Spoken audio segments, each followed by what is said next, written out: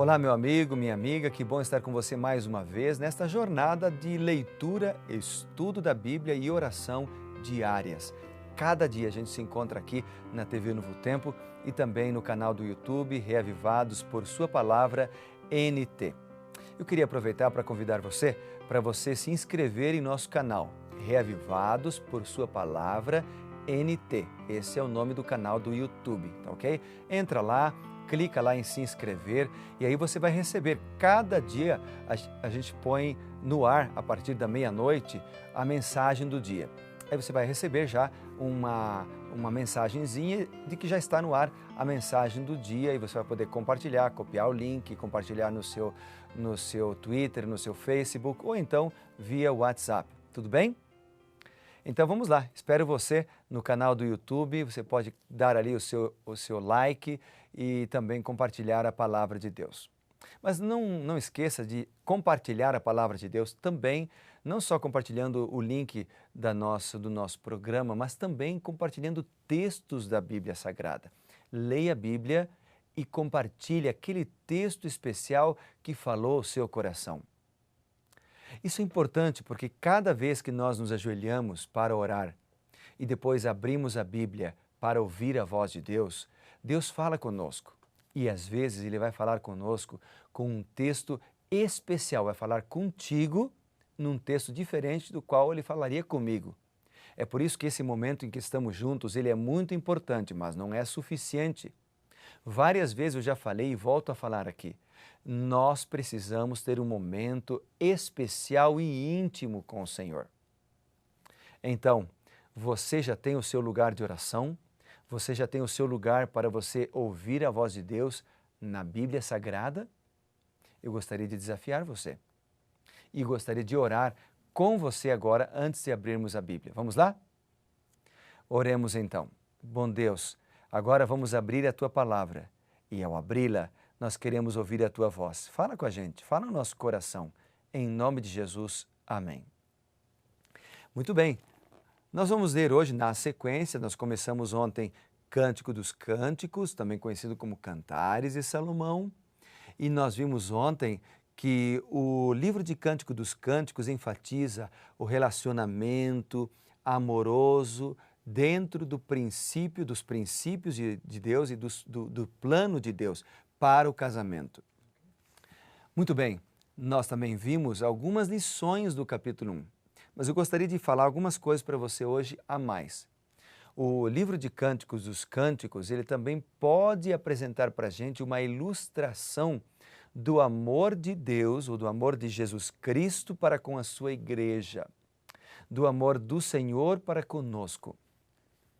Aliás, eu já fiz essa ilustração e gosto de fazer essa ilustração, tomando o assunto do casamento e do relacionamento sexual como um exemplo da relação que Deus quer ter conosco. Como assim, pastor? Da seguinte forma, veja, é bem verdade porque algumas pessoas perguntam assim, por que nós precisamos orar se Deus está sempre nos ouvindo, está sempre conosco todos os dias?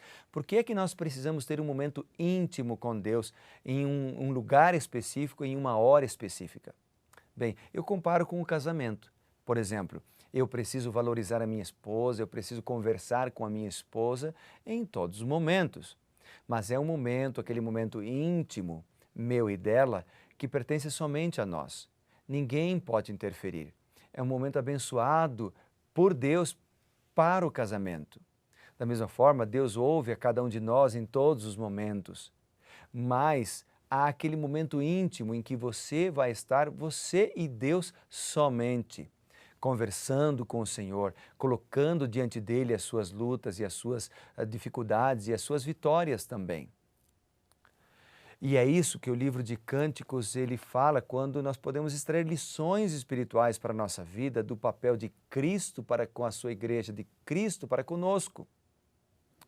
O capítulo 2, portanto, ele fala um pouquinho sobre isso. Por exemplo, o capítulo 2 ele começa com uma frase que é a última frase do capítulo 1.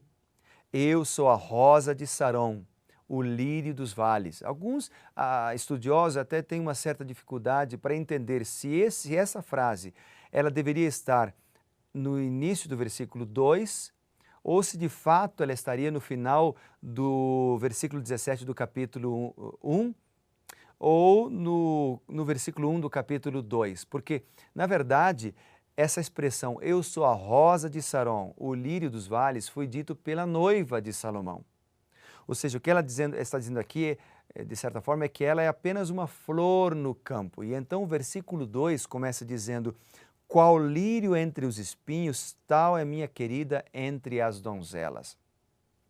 Mas ela poderia estar aqui na fala, de repente, do esposo, dizendo, eu sou a rosa de Saron. E então ela poderia fazer uma referência para Jesus Cristo, a rosa de Saron, o lírio dos vales, aquele que transforma a nossa vida, aquele que transforma um ambiente fétido em um ambiente prazeroso de se estar, cheiroso. Cristo faz a diferença no lodo do pecado.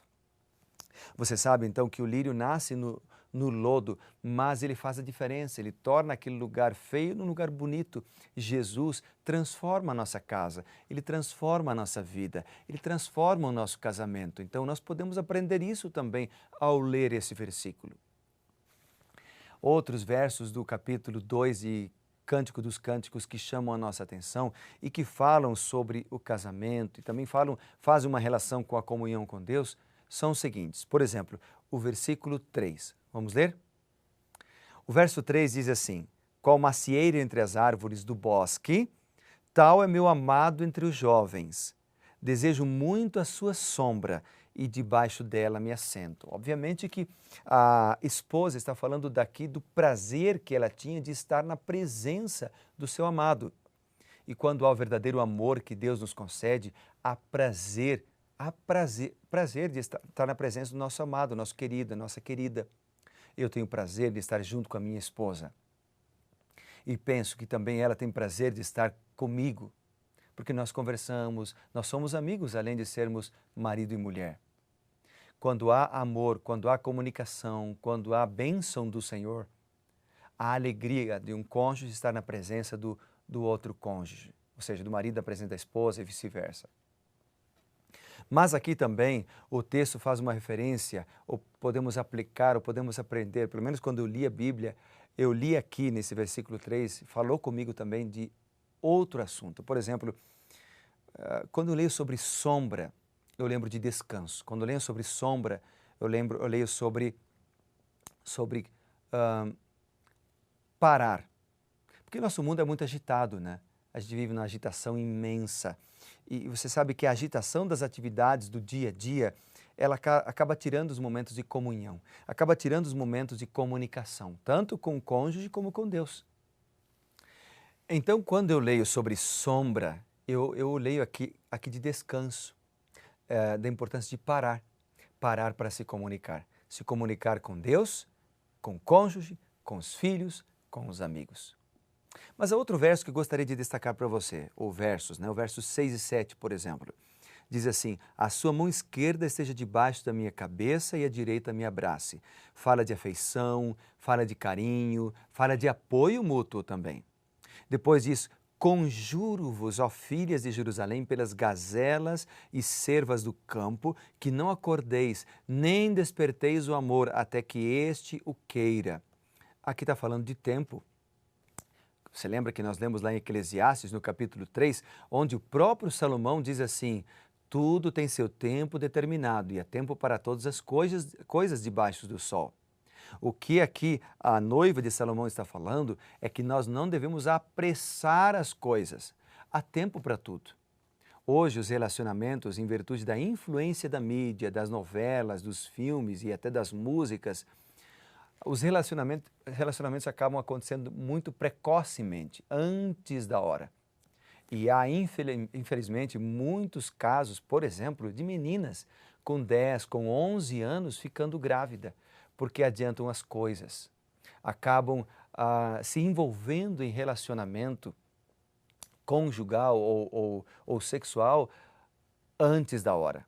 Tudo tem seu tempo determinado. A Bíblia não fala de idade específica, não dá uma idade específica, mas ela fala de maturidade, ela fala do momento em que há a compreensão, né? Então, o que a noiva de Salomão está falando aqui é: não desperte o amor antes da hora. Espere. No mundo apressado que nós vivemos, as pessoas parece que não conseguem esperar, né? Mas Deus está dizendo aqui: espere, tudo tem seu tempo certo, ok?